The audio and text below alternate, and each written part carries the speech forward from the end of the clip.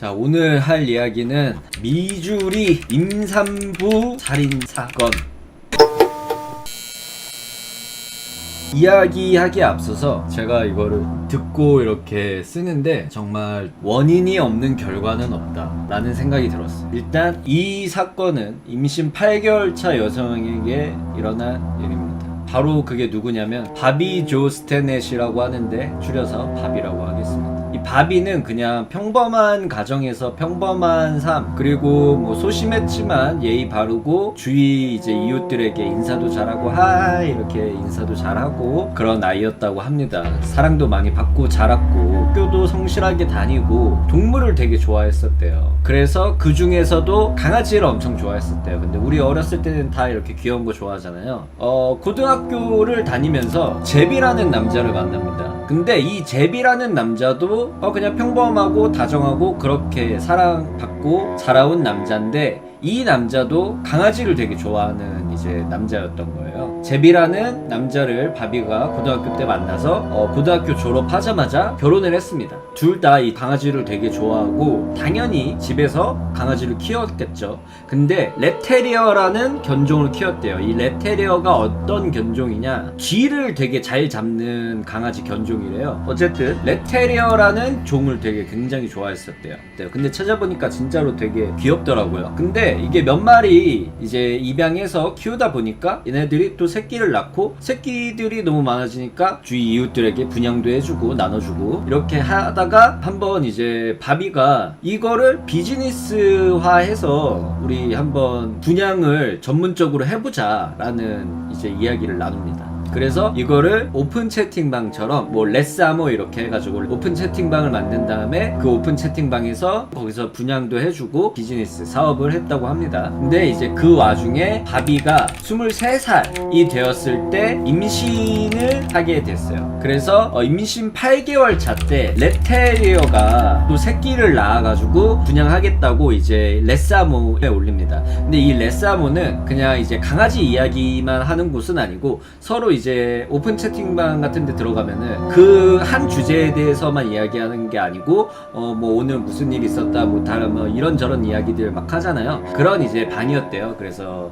뭐 바비가 이제 임신다고도 막 이렇게 이야기하고 뭐 그런 방이었었는데, 바비가 임신 8개월 차 때 랩테리어 분양 소식을 올려요. 그리고 바로 달린이라는 여성에게 바로 답이 옵니다. 자기가 분양받겠다, 자기가 방문을 하겠다. 그래서 그러면은 우리 집 뭐 미주리 어디인데 여기로 오시면은 저 지금 임신 중이라서 못 움직이니까 언제든 오셔도 된다 이렇게 이야기를 했어요. 근데 여러분들이 보기에 모르는 사람에게 자기 집 주소를 이렇게 알려주는 게 굉장히 위험해 보일 수도 있잖아. 위험해 보일 수도 있는 게 아니라 위험하잖아요. 하지만 바비랑 달리는 서로 아는 사이였어요. 미국의 도그쇼 있잖아요. 이렇게 와다다다다다 이렇게 하고, 그런 도그쇼에서 바비랑 달린이랑 만난 거야. 거기서 이제 친해졌는데 이 달린이라는 여성이 바비에게 자기도 막 강아지 너무 좋아한다고 그러니까 바비가 저는 이제 뭐 랩테리어 이렇게 키우는데 분양도 하고 막 그러니까 이 레싸모 여기 가입하시면은 원하실 때 언제든지 분양 받으실 수 있다. 바비가 달린을 가입을 시킵니다. 그러면서 이제 8개월 동안 채팅방에서 서로 이제 안부도 주고받고, 마침 이제 달린도 임신을 해서 나는 지금 이런 상태다 뭐 서로 이렇게 안부 주고받고 막 이랬어요. 여기서부터 다시 과거로 돌아가야 돼요. 사실 달린은 달린이 아니었어요. 가명인 거죠. 달리는 달린이 아니라 사실 리사였어. 리사는 바비와는 전혀 정반대의 삶을 살아온 여자아이였어요. 그러니까 바비가 굉장히 사랑받고 이렇게 평범한 가정에서 자라왔던 반면, 리사는 되게 불행한 가정에서 폭력을 당하면서 뭐 방치되다시피 하면서 자라왔던 거예요. 그렇기 때문에 리사는, 이 리사의 엄마가 리사를 임신하고 11개월 차 때 그때도 술을 엄청 마셨대. 그러니까 리사에 대한 폭력은 뱃속에서부터 시작이 된 거죠. 리사는 이제 자매들이 많았어요. 아이들이니까 울 수가 있잖아. 막 울면은 이 박스 테이프로 입을 가린 다음에 계속 울면은 코를 이렇게 막고 숨 못 쉬게 하고, 이런 폭력은 당연하고, 이렇게 애들이 막 말을 안 들으면은 소파에 이렇게 다 앉으라 그런 다음에 키우던 강아지 이렇게 데려와가지고 삽으로 때리고 발로 차고 이렇게 한 다음에 너희들 말 안 들으면 이렇게 된다고 강아지도 죽이고 애들 보는 앞에서. 엄청난 트라우마죠. 이렇게 폭력이 난무한, 정말 진짜 바비와는 정반대의 가정에서 자란 사람이었어요. 그리고 이런 와중에 리사의 엄마는 이혼을 합니다. 그때부터 리사의 집에 여러 남자들이 들락날락거리기 시작합니다. 그러니까 뭐 자매들이 만난 게 아니라 이 엄마가 만나는 남자들이, 자매들 다 있는데 엄청 많은 남자들이 들락날락거리기 시작해요. 그러던 와중에 어떤 남자가 리사가 자는 곳에 들어와서, 리사에게는 다이앤이라는 언니가 있었는데 다이앤을 겁탈을 하는 거야. 한 번도 아니고 여러 번. 근데 이게 침대가 붙어 있어서 이 리사는 다이앤이 이렇게 겁탈을 당하는 걸 알고 있었어요. 이때 리사가 4살이었고 다이앤이 8살이었어요. 그러다가 이 사실이 아동복지국에 이제 알려지면서, 다이앤이 이렇게 폭력을 당했다는 사실이 알려지면서 다이앤을 키울 자격이 없다. 그러면서 아동복지국에서 다이앤을 데려가요. 그런데 문제는 뭐냐면은 자매들이 있다 그랬잖아. 근데 다이앤만 데려갔어. 다른 애들은 다 냅뒀어. 리사 뭐 다른 애들은 집에 그대로 있는 거야. 이거 참 이상한 거죠. 공무원이 하는 그런 일은 참. 그리고 이제 리사가 11살이 되었을 때 잭이라는 남자랑 다시 재혼을 해요. 그런데 이 잭이라는 남자가 다이앤이 어렸을 때 당했던 것처럼 리사한테 그대로 하는 거야. 그 짓거리를. 근데 그 짓거리만 하는 게 아니라 이 남자 저 남자 다 불러가지고 돈 받고 매춘업까지 하는 거야. 그러니까 이 11살의 리사는 얼마나 불행한 삶을 살아왔어요. 11살까지. 그래서 이때부터 해리성 뭐 증상이랑 뭐 복합성 외상 후 스트레스 장애 뭐 이런 게 다 있었다고 하고, 그리고 그 공간에는 뭐 술도 있었다고 합니다. 근데 술을 뭐 남자들 마시라고 둔 술인데 리사는 이 현실을 회피하고 싶잖아. 그러니까 술에 손이 가는 거야. 그래서 리사는 11살 때부터 알코올 중독에 빠졌어요. 왜냐면 현실이 너무 힘들잖아. 술을 안 마실 수가, 아니 누구라도 술을 마셨을 것 같아요. 근데 이제 리사가 또 친척들한테 말했는데 그 친척 중에 경찰도 있었대. 경찰도 있었는데 경찰한테 이런 이야기를 리사가 말을 했는데 Oh my god, that sucks 이러고 말았대요. 아니 뭐 씨발 잡아가지는 못할 망정? 그러고 이제 학교에서도 어느 정도 알았대요. 왜냐면 이 리사가 학교에 와서 손도 안 씻고 막 더럽게 하고 다니고 이러고 다니니까 당연히 학교에서 저 아이의 집안에 문제가 있을 거라고 생각을 하잖아. 근데 이렇게 성적 학대를 당하는 아이들의 표현이 자기를 막 더럽게 하고 그런 게 방어 기제가 있대요. 왜냐면은 성적 매력을 떨어뜨리기 위해서, 내가 더러우면은 그러지 않을 거라고 이제 생각을 해서 이 성적 매력을 떨어뜨리기 위해서 그러한 방어 기제를 표현한다고 하더라고요. 그런데도 주위 사람들은 아무도 그때까지 신고를 안 해준 거야. 그래서 리사가 14살 때 엄마에게 말을 해요. 하지만 엄마도 이 양아버지랑 한패인 거야. 그냥 같이 매춘업을 하고 있는 거야. 다른 남자들한테 돈 받고 리사를 팔고 있는 거야. 당연히 엄마도 알고 있지. 자기 집에서 일어나는 일인데. 이렇게 말을 하니까 이제 리사 엄마는 이 리사한테 네가 양아버지한테 꼬리쳐서 그런 거 아니냐고 이제 총구를 이제 리사 머리에 들이밀면서 너 이거 어디 가서 말하면은 죽여버리겠다 협박까지 하는 거야. 엄마라는 사람이.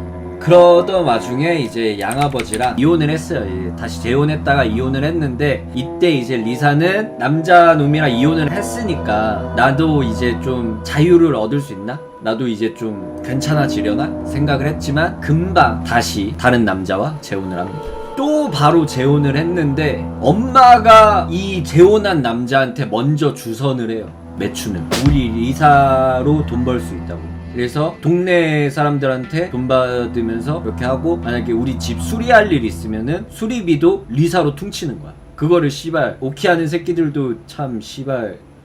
그래서 그렇게 족같은 인생을 살다가 리사가 18살이 됩니다. 자, 법적으로 결혼을 할 수 있는 나이죠. 법적으로 결혼을 할 수 있는 나이가 되니까 바로 이제 결혼을 시켜요. 엄마가. 누구랑 결혼을 시키냐? 내가 재혼한 남자의 아들이랑 재혼을 시켜요. 법적으로 오빠인데 도망갈까봐 결혼을 시킨 것 같기도 해요. 칼이라는 남자인데 과연 이 칼이라는 남자는 제정신이 바뀐 남자였을까요? 아니겠죠. 아무리 배다른 뭐 스텝시스터라도 결혼을 한다는 걸 멀쩡한 사람이면 하지 않겠죠. 근데 당연히 멀쩡하지 않은 새끼니까 결혼을 했어요. 왜냐면은 이 칼이라는 남자애는 이미 이 결혼 전부터 리사를 수없이 성폭행을 해왔고, 이 결혼한 뒤에는 더 심해져서 성적 학대를 계속 이어가고 물리적 학대까지 계속 이어지게 됐어요. 그러면서 애가 생길 거 아니야. 애를 4명을 낳게 됩니다. 이때가 리사가 20대 초중반, 그러니까 계속 임신한 거야, 성인 때부터. 그러니까 이 칼이라는 남자가 이제 지긋지긋하다, 불임 시술 받아라, 애 낳는 거 너 지긋지긋해, 이것도 개새끼인데 애 낳는 거 지긋지긋하다, 야 불임 시술 받아, 이런 거야. 근데 리사는 싫었대. 아니, 오히려 임신 때가 좋았대. 왜냐면은 임신을 하고 있으면은 사람들한테 관심을 받고 사람들이 잘 대해주잖아. 뭐 여기 앉으세요, 뭐 이렇게 사람들이 막 잘해주니까. 그런데 당연히 이런 칼이라는 인간이, 인간 같지도 않은 인간이 지가 묻겠어요? 아니죠. 그냥 리사를 끌고 가서, 강제로 끌고 가서 불임 시술을 받게 해요. 그냥 강제로 끌고 가서. 이게 되나 싶은데 옛날이라서 되는 것 같기도 하고, 이 리사의 정신 상태는 더 안 좋아지는 거야. 이제 정신적 문제가 점점 심해져요. 바닥에 막 오물이 막 사방에 막 깔려 있고, 자기 위생 상태도 당연히 더럽고, 막 이도 막, 심지어 이제 자기가 임신했을 때가 행복했잖아. 그러니까 정말 생리도 멈추고 상상 임신도 하고, 그러다 보니까 이제 칼이 얘 정신 상태가 점점 이상해지니까 같이 살 수 없다, 이제 같이 못 살겠다, 너랑 이혼하자고 해요. 리사 입장에서는 뭐 잘 됐다고 할 수 있죠. 그리고 아이는 4명이 있으니까 큰 애 2명은 칼이 데려가고 작은 애 2명은 이제 리사가 데려옵니다. 이렇게 살다가 2년 후에 케빈이라는 남자를 만나게 돼요. 근데 다행인 케빈은 다정한 남자였어요. 그래서 케빈이 이 리사의 그 과거까지 이렇게 감싸주고 잘해주고 정신적 케어도 해주고 너무 좋은 사람이다 보니까 리사가 케빈의 아이를 갖고 싶은 거야. 근데 리사는 불임 시술을 받았잖아. 아이를 가질 수가 없잖아. 그러니까 상상 임신만 하는 거야. 그래서 2번이나 상상 임신을 했는데 이 아이를 낳을 수가 없는 거야, 케빈 아이. 그러다가 또 3번째 상상 임신을 하게 돼요. 그래서 이 3번째 때는 심지어 쌍둥이라고 막 말하고, 남편 가족들한테까지 말하고, 어디서 초음파 사진 가져와가지고 우리 아이다, 우리들 아이다 막 이렇게 이야기하고. 근데 이 와중에 갑자기 칼이 나와요. 이 칼 새끼가 갑자기 등장을 합니다. 나는 이게 이해가 존나 안 되는데, 이 칼 새끼가 나와가지고 리사는 분명히 불임인데 임신했다고 말하고 다니는 걸, 그 마을이 작은 마을이어가지고 칼이 리사를 찾아가요, 협박하러. 나는 돈 뜯으러 간 줄 알았어. 이 칼이 씨발놈이 이혼하고 나서 아동 성범죄도 일으켰어요. 그래서 이제 범죄자가 됐어. 그러니까 자기가 다른 아이 둘을 데려올 수가 없잖아. 그러니까 너 불임인데 임신했다고 구라치고 다니는 거 네 남편한테 다 말한다. 법정 가서 이렇게 너 정신 문제 있는 애라고 말한다. 그러니까 좋은 말로 할 때 애들 나한테 양육권 넘겨라, 이렇게 협박을 했다는 거야. 근데 아니 존나 이해가 안 되는 게, 이런 새끼가 자기 아이는 소중한가? 나는 돈으로 협박했으면 오히려 이해가 갔을 것 같은데 애들은 왜 넘기라고 하는 거야? 그건 뭐 이해가 안 돼요. 그래서 이 칼이 갔다 온 뒤로 이 리사는 생각을 합니다. 다짐을 해요. 아이를 반드시 낳아야겠다. 마침 이때 리사의 머리에 바비가 생각이 나요. 자기랑 같은 임신 개월수의 바비가 생각이 나요. 바비가 마침 이 분양 공지를 또 올렸어, 이 생각을 하자마자. 그러니까 바로 달린이 제가 분양받겠다, 접근할 계기가 바로 생겼죠. 자, 며칠 뒤에 분양을 받기로 한 날이 됐어요. 이 분양을 받기로 한 날에 바비는 이제 어머니랑 뭐 통화하다가 자기 오늘 분양 받으러 오는 사람 있어가지고 끊을 수도 있다. 그런데 마침 그때 또 똑똑하는 소리 들려서 이 바비는 전화를 끊었어요. 전화를 끊었는데 1시간이 지나도 다시 이 딸한테 전화가 안 오는 거야. 그리고 엄마가 딸한테 전화를 했는데도 딸이 전화를 안 받은 거야. 근데 분양을 해주는 게 뭐 1시간이나 걸릴 일은 아니잖아요. 그래서 엄마가 답답하니까 딸 집에 찾아가요. 그리고 똑똑똑 하는데 반응이 없어. 그래서 이 현관문을 이렇게 잡는데 현관문이 스르르 열려요. 그리고 이 엄마가 마주한 건 피 웅덩이에 쓰러져 있는 자신의 딸을, 피 웅덩이 한가운데에 누워있는 딸을 발견하게 됐어요. 이제 구급대원이 왔을 때는요, 바비는 이미 죽어있는 상태였어요. 배도 갈라진 채로 죽어있는 상태였어요. 그러니까 경찰들도 와서 이제 막 이렇게 주위 상태를 보는데 아무것도 사라진 게 없어요. 아무것도 사라진 게 없는데 하나 사라진 게 바비의 8개월 차 아이. 그리고 부검 결과 뒤에서 누군가 바비의 목을 졸라서 질식을 시킨 거야. 의식을 잃고 쓰러졌을 때 이제 배를 가른 거야. 근데 아무리 내가 의식을 잃고 쓰러졌다고 해도 생짜로 마취도 안 하고 배를 가르는데 당연히 의식이 깨겠지. 그 내가 배가 갈라져 있는 상태에서도 아이를 지키려고 살인마와 싸운 거예요.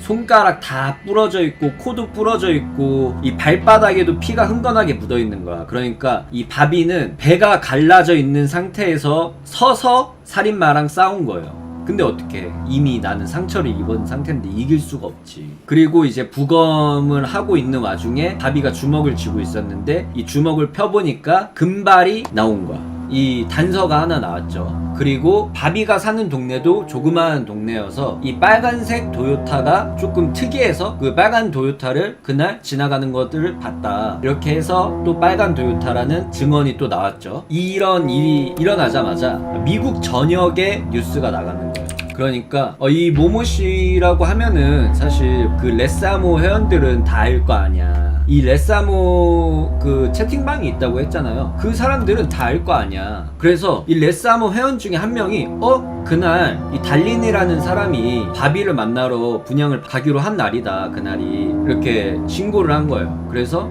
경찰들이 그걸 딱 듣자마자 달린한테 찾아가. 사실 리사죠. 그 앞에 빨간색 도요타 차가 딱 있고, 그래서 경찰이 들어가니까 아내를 보니까 이 리사는 그 아이를 안고, 그리고 아무리 봐도 경찰은 물증이랑 다 나온 거 아니야. 그 머리카락도 나오고 증언도 나오고, 그리고 보기에 되게 이상했대. 아이를 보니까 아이가 눈을 감고 있는데 여기에 막 칼 자국 같은 것도 나 있고, 정황이 다 말해주잖아. 얘가 범인이다. 경찰이 그러면은 리사씨 어디 산부인과에서 아이를 낳았냐. 그러니까 리사가 되게 뻔뻔하게 땡땡 산부인과에서 나왔다. 이러니까 경찰이 뻥치지 마라. 우리 거기 갔다 왔다. 우리가 이 근방 산부인과 다 갔다 왔는데 너에 대한 기록이 없다. 뻥치지 마라. 이렇게 말하니까 그때부터 이제 리사가 울면서 정황을 다 말하기 시작했다고 합니다. 이 DNA 검사 결과 당연히 바비의 딸이 맞았고요. 이 아이는 바비의 남편 제백에 돌아가서 잘 살고 있다고 합니다. 아이는. 그리고 리사는 이제 범죄를 저질렀으니까 법정에 섰는데, 리사의 테스트 결과 뭐 해리성 장애, 뇌기능 장애, 뭐 심각한 트라우마, 경계성 인격장애, 우울증에, 조울증에, 뇌전증에, 기능 수행 능력도 테스트해봤는데 바닥이고, 그렇게 해서 심신미약으로 주장을 했대. 그런데 법정 공방도 굉장히 말이 많았었대요. 왜냐면은 이 과거 가해자들의 일이 있고 어쨌든 만들어진 범죄자인 거잖아. 그러니까 이 사람도 어떻게 보면 되게 불쌍한 사람인데 어쨌든 살인을 저지른 거고, 그러니까 되게 복잡하게 얽혀 있는 거라서 엄청나게 법적 공방이 있었다고 하는데, 어쨌든 결과적으로 리사는 1급 살인 혐의로 사형 선고를 받았습니다.